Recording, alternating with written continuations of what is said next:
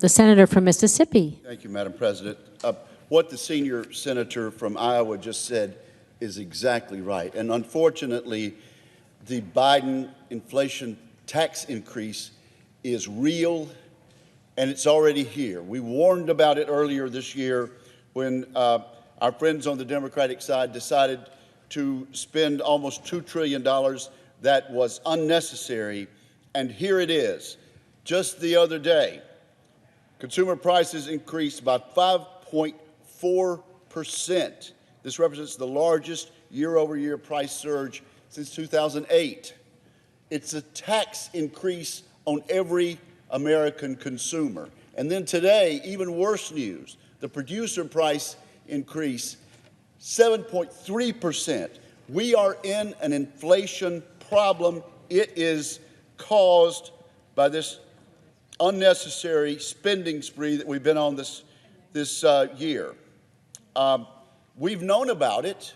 Now we see the statistics because we felt it at home. And the senior senator from Iowa mentioned what he was hearing during the break. Mississippians are paying more for a tank of gas, for a gallon of milk. They're paying more for a new home, for a used car. Used car prices have shot up by 10% since May and by 45% since June of last year. Used cars up by 45%.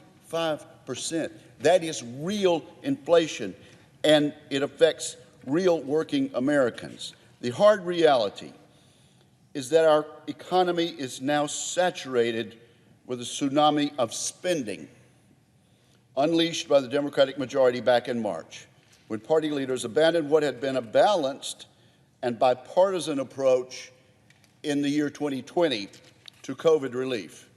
I would remind my colleagues that in February, the Congressional Budget Office had predicted our economy was already going to return to its pre-pandemic size by mid-year without the spending of a new $2 trillion. As the senior senator from Iowa mentioned, Larry Summers, a longtime Democratic advisor, an advisor to President Obama, warned that more stimulus could overheat the economy and cause inflation. And more spending came, and the economy got overheated, and we are faced with real statistics about inflation that cannot be denied. Our Democratic friends brushed off that warning and instead pumped trillions more of borrowed money into our economy. Our nation's money supply has increased by an unheard of 31% since the pandemic. Now, some of it we had to do in the year 2020 when the economy had fallen off a cliff. But we're halfway through 2021. The Fed is still printing cash, and the majority party in this body seems intent on spending trillions more. As a result, inflation is now eating away at family earnings, at bank accounts, at 401k savings account, most of which are shrinking as a share of the economy.